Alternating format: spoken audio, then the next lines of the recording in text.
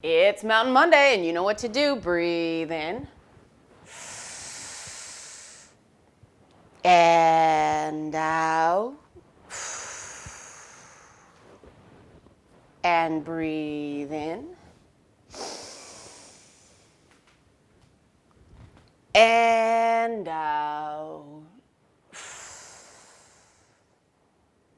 Okay, this is a big topic today, the topic of tribalism, and there's so many different reasons for talking about this today. I'm going to try to keep this simple.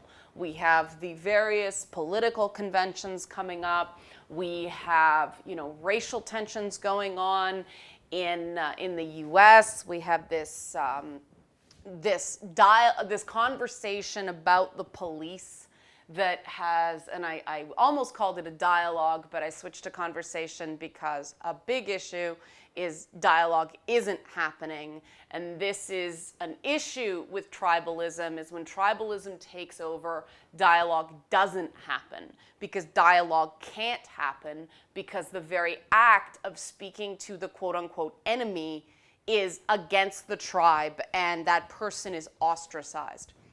And this is where we find ourselves. And I think part of it is that there's a lack of understanding of tribalism, and so tribalism is allowed to run rampant because people can't spot it for what it is. And I say this because I see a lot of people who believe themselves to be logical people who deal in facts, being completely consumed by tribalism and saying a lot of things that don't just make no sense, but they're actually hurtful. I'm hesitant to say harmful. I know that's sort of the rhetoric that's going on right now of words can hurt and words do matter, and we have to watch our rhetoric because all it takes is, one nut to hear this and go crazy. I'm not a fan of blaming words for the actions of someone who was looking for a reason to cause harm. I am not a fan of that. I see the point, and this is where I am far less tribal than a lot of other people. I see the point that people who hold those views are making, and I think that it is important, it is significant to be aware that people can misinterpret words and twist them in ways that you didn't intend. But what I'm concerned is that if people are going to be blamed because people took their words and did bad things with them, this puts a chill. I'm going to sneeze. Excuse me. You may have heard it being a little bit chunky when I was doing the breathe in, breathe out. I'm having allergy issues today. But, I am concerned about the chill that will come over free speech and dialogue if we start saying, oh, words can lead to violence or words can lead to death. No, words and violence are completely different things. The idea is we keep talking so the violence doesn't happen. The violence occurs, and I say this as somebody who grew up in a very multicultural neighborhood where there was a lot of poverty and a lot of hopelessness and a lot of people thinking that they don't have not even equality of opportunity, they don't have any opportunity. Now, whether that is true or not is besides the point. The question is, do people believe that they don't have a chance? And this is the issue. When people think their lives are worthless, when people think it's better to die and matter because you took other people with you, than continue to live and be nothing. This is a real issue of our time. And the problem is that the tribes have gotten so calcified, so firm, you're in or you're out, that there's a lot of people who are feeling disenfranchised, a lot of people who are feeling like they don't have anywhere they belong, because the orthodoxies of these tribes are so strict that there's no room for dissent and there's no room for diversity of opinion within the tribes. And there's so many examples you can apply to this. I mean, the reason I didn't do a Feedback Friday is that something happened it should have had nothing to do with me, but I was dragged into a fight between two other people because someone who was angry at an Ed the Sock video dragged me into it by way of putting me in the video and naming me. So the fight didn't just stay between Ed and this other guy. I got hauled into it. And you know, they also called a former colleague of mine, they also said a former colleague of mine looked like a crack addict right after he'd been high profile. You know, it was a high profile job loss. And I'm not going to name names, I'm not going to say anything, but this person who made this video that just, I maintain just reeks of tribalism, because it wasn't arguing the merits. It was just, I think some of this group, in this case it was feminists, are bad. Therefore, I should be able to think all feminists are bad. The video contained glaring factual errors, such as, you know, claiming that it was the Ed the Sock YouTube channel. It wasn't. It was the Every Joe YouTube channel where Ed gets paid to put videos on. And it was little things like this that, to me, if we're actually dealing with facts and logic, it's like, okay, these are errors. These are things that we should be able to discuss, but it didn't stay in bounds. It didn't stay in bounds. It became, Ed the Sock is a fraud, Ed the Sock is this, and I was accused of influencing, of being some Svengali behind the scenes, because including me in that video was a type of dog whistle. I'm not saying it was a deliberate dog whistle, but that's what it was. When you're saying feminism is bad and Ed the Sock is a cuck, which is an ad hominem, and that should be, okay, this isn't facts and logic anymore, this is nanny boo boo name calling. And when you're saying feminism is a problem and Ed the Sock is emasculated, which is essentially what that term means on the internet, then people are going to blame the only woman involved. Like, if you're actually thinking, oh, there's the target, go get her, guys. Like I said, I don't think it was deliberate, but that was the outcome. Now, should this person be blamed? And again, I'm not naming this person. First of all, I don't think they should be rewarded with any more web traffic, because that means they get paid for getting their followers to attack me, and that's wrong. Debate ideas. Go after ideas. I am all for that. There's a reason I keep comments open. There's a reason I do Feedback Friday, because I believe in the exchange of ideas. But the minute you start attacking people, I'm out. And this is a big difference between the way I do things and the way Ed the Sock does things. And Ed the Sock is a character. He does comedy first and foremost. And so, okay, you know, his thing is he calls people names and everybody has a laugh. Anybody who's listened to the podcast makes it clear that I don't agree with this. I'm also not going to stop him. That's his shtick, right? And that has been his shtick from way before I came on the scene. So as much as I don't agree with it, I get that that is the character, and I would think that people would recognize that this is, it's a character, it's character voice. There's a lot of other people. It's no different than Stephen Colbert being different than Stephen Colbert. Stephen Colbert himself, as we've seen when he moved over to take over for David Letterman, is not the same person as the character Stephen Colbert, even though there is crossover in opinion. That's performance. That's okay. But we have to see it for what it is. And people didn't see it for what it is. And I had two very unfortunate days last week that were cluttered up more than they needed to be because of this nonsense. And no, don't go scouring my social media for evidence of this. I muted these people because they didn't want to have a conversation. So no, it is not there. You will not find it. And please don't, there is evidence in this video's comments of people coming after me, but I don't advise you get involved in this. I'd like to leave it alone. The point is that I didn't feel like I could do Feedback Friday last week from a neutral place, because I was really upset at the unfairness of it all. These were people who were coming after me and coming after people who associate with me, not because of my actual views on the subject of feminism or anything else, because my views are well documented and they are counter to what these people say is the problem. So they were not coming after me and the people who associate with me because of what I believe.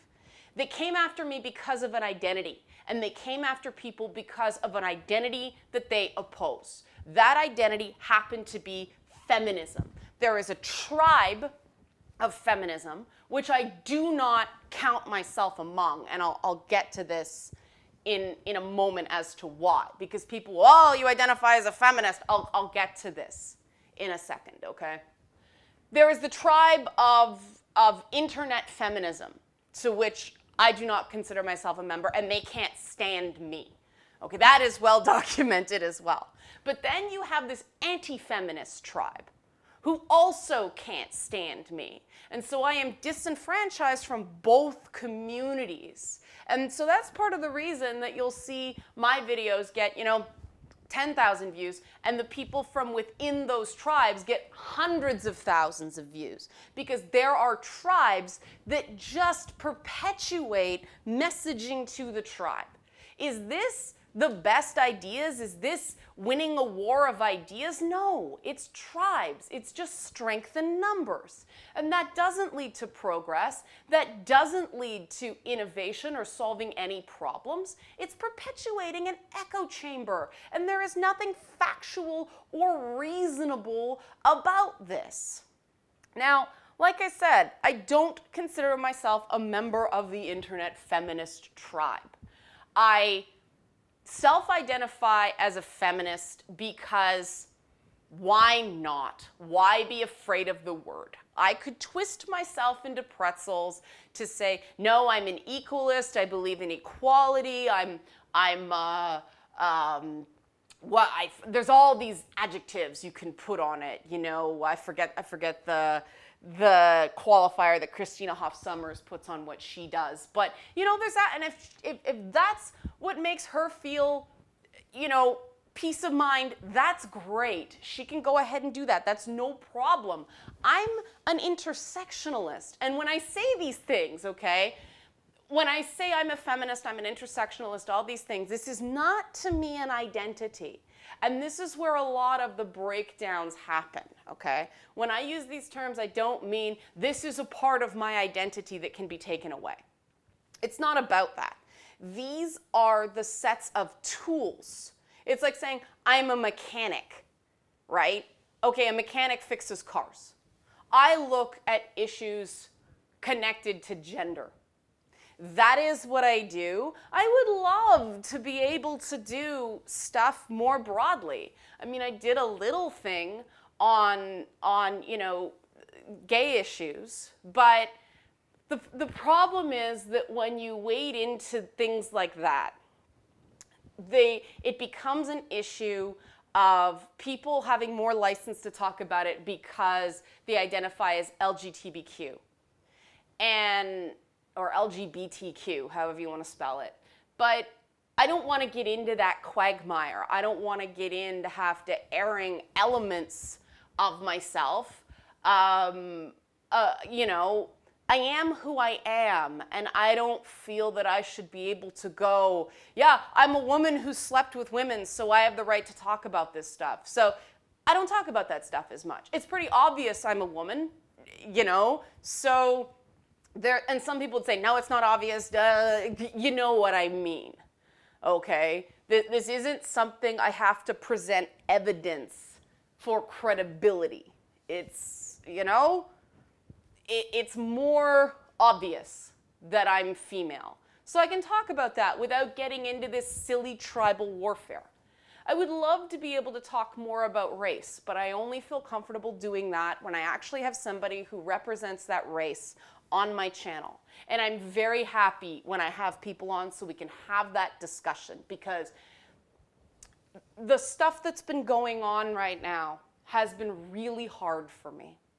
Because I grew up in a neighborhood where by my senior year of high school, I was the only white kid in a lot of my classes. And when I realized that, I'm like, cool. I don't see people of various other races as the other. They were my classmates. They were my friends. They still are my friends. And to see this divide based on race is so hard for me because I don't understand it. I really don't understand why somebody would think something different of another person because of the color of their skin or because of their gender or because of these visual things or anything for that matter. I mean, I was doing gay rights stuff in the 90s.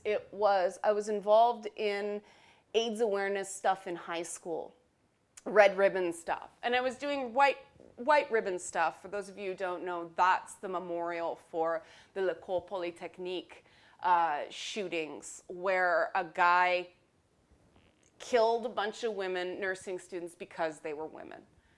And, I was involved in this stuff. We did posters, we did awareness campaigns, and at that time, white ribbon was so simple. It was just trying to get men to talk to other men about these things so that the conversations could become more comfortable, because even at the time we sort of recognized that, and by we, I mean the people I was doing this work with, there was a recognition that men felt like they were being screamed at and demonized by women for being men. And so the whole idea is, okay, let's let men talk to themselves about domestic violence, because this particular issue is about men killing women for being women, or men beating women because of gender roles in society and what a relative few bad apples believe is a part of masculinity. And because this was something that was happening within masculinity, it was most comfortable for men to talk to men about it because of that dynamic where women try to talk to guys about it. Guys often feel unmanned and lock up, and there can't be a dialogue. That was the whole purpose of it. And if you get out into the world and if you get off the internet and actually see some of the things that are being done within communities in the real world, you get a completely different perspective on a lot of these tribes. And it's really sad to me, because it's factually inaccurate, that so many otherwise intelligent people think that the side of any movement they see on Twitter is indicative of the movement at large. That's nuts, because Twitter amplifies the negative in everything. One could say it amplifies, period. It amplifies the positives and everything too. But Twitter has this, and I think we can all agree with this, the ability to just amplify the lunatic fringe of anything. I mean, some of these hashtags I see make me cringe. And I mean, one of this thing is the Black Lives Matter, All Lives Matter war back and forth. I hate it. And I hate it because I see a cause I care very much about, because I saw it happen. I saw it happen growing up. If you don't think there are issues with the way that not just some cops, but some people in all walks of life treat black people as a potential threat in a way they don't treat white people, well, you've led a very charmed life. And I say that not as an insult. I say that as just recognize that I accept your lived experience. Please accept mine. And this is what we have to do to get past this tribalism. I have friends who are Republican, and they know I don't like Trump. A lot of them agree with me. But I'm trying to be more careful mocking Trump versus mocking Republicans. And that's something I did do in the past because of my early activism about LGBTQ issues. That the Republican Party has been the party of no for too long, and that isn't the fault of individual Republicans. This is the reality that the party, even though their working groups and their recommendations are to cast a wider net, build a bigger tent, bring in people, get away from these wedge issues, for some odd reason, the brain of the Republican Party produces that recommendation, and the gut of the Republican Party ends up with Donald Trump. And, you know, we get into this question with Trump: is he an anti-Semite? Is he a homophobe? Is he a racist? All this stuff. It shouldn't matter.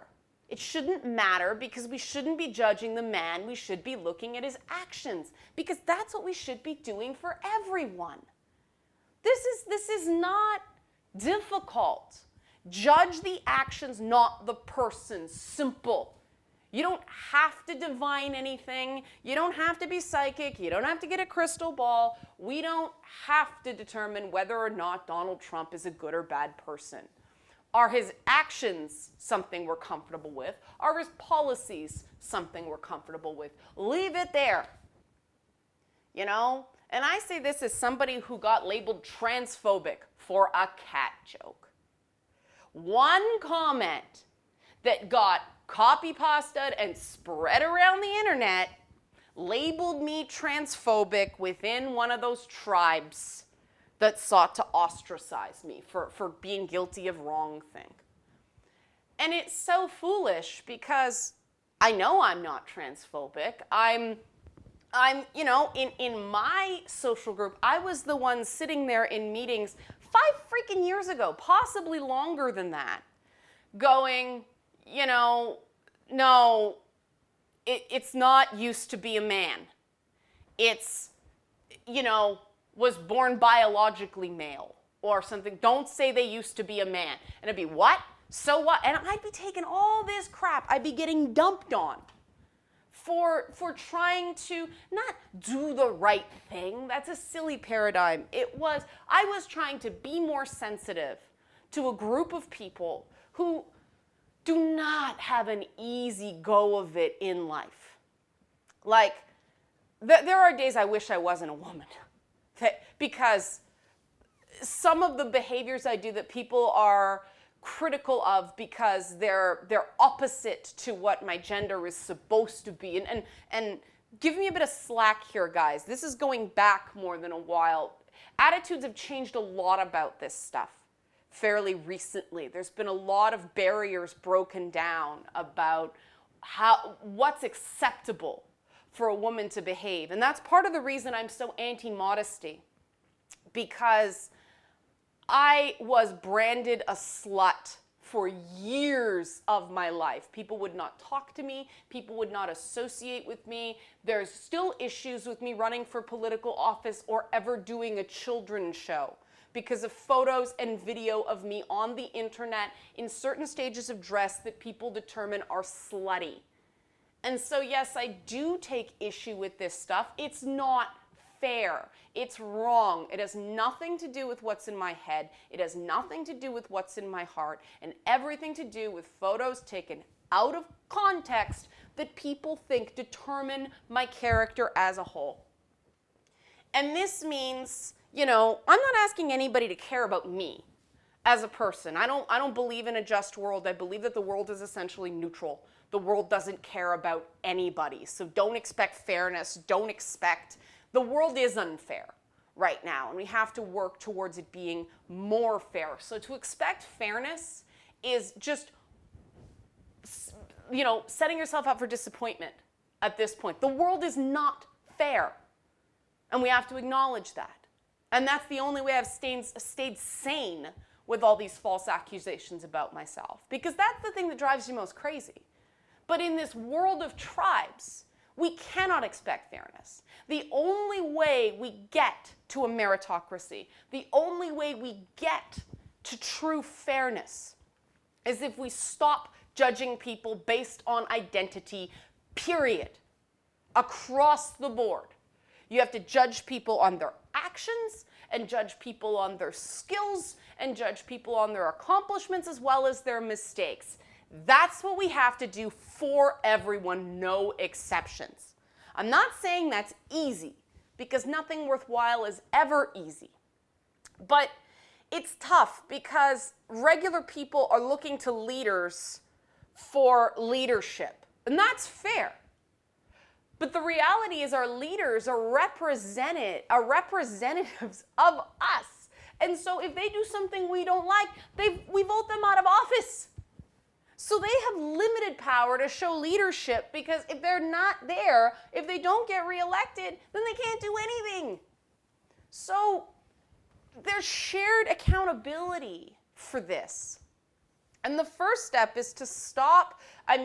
The media could do a lot better on this. The news media could do a lot better on this, as well as the comedy types that use news, the Daily Show and stuff like that. Colbert still does some of it. John Oliver does some of it. And then, Fox News is sort of in that infotainment. And don't get me wrong, I think Fox News is brilliantly produced. I am in awe of the quality of production that Fox News does. But their news gathering, sometimes it's quite good. But I'm like, you took that opportunity to propagandize instead of report, and I think you made your argument weaker for me as a result. But, the media, instead of actually news gathering and informing, they have, here's a Trump surrogate, here's a Clinton surrogate, round one, fight. That doesn't get anywhere. The Trump surrogate is going to make Clinton seem evil, and the Clinton surrogate is going to make Trump seem evil. And who do we believe? Who do we believe? What most voters are saying, and I understand why, is I believe neither of them. They're both dishonest. Because, they're stretching the truth for partisan tribalism. But I challenge you to look into yourself and see how many times you do that. Because you know what? It's very helpful. I'm not asking you to do anything I haven't done myself. And it makes you a better person. It's not easy to recognize that, I already talked about some of the stuff, I did when I was younger, when I didn't understand,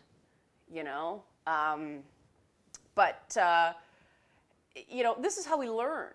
And then people will go back and find tweets I made 4 years ago and go, you're a hypocrite. No, I just learned, guys. I learned. I did better. I'm not secretly harboring those views anymore. I talked to people and I understood. And I saw things differently and I changed how I did things. You shouldn't punish someone for that. And I see this among Democrats. If there are some people who refuse to accept, this is just an example, not a defense, refused to accept Hillary Clinton because she was once opposed to gay marriage, and so now they can't trust her on LGBTQ issues. Barack Obama was once opposed to gay marriage, guys, too. And look what he did. Look at how he helped. You have to allow people to change their minds. The conservatives do it well, although I kind of understand it a little more with conservatives and Trump saying Trump's not a true conservative, because this is a guy who's changed parties multiple times, and this is a guy whose current views are not consistent. I see a better argument for that, but still, no true conservative is a no true Scotsman argument. There is diversity among conservatives. I know a lot of Republicans who are not anti-gay, who are not even anti-gay marriage. They wish they dropped the abortion fight because it's not about business, taxes, or trade. Or small government. That to me is supposed to be the mark of fiscal conservatism, small government, right? If you're telling two consenting adults they can't get married, that's big government. But these are the logic faults that we get with tribalism. So I'm asking you, I'm begging you, to identify these bits of doublethink within yourself and choose one. You're either going to succumb to the tribe or you're either going to be a free thinker. And being a free thinker has a consequence. I'm not going to sugarcoat it for you. It's hard. But if this is what you claim to aspire to, you actually have to do it. You can't just claim it's a part of your identity and not do the work. So that's where we're going to close. So we're going to do our breathing to close out. Breathe in. And out. and breathe in.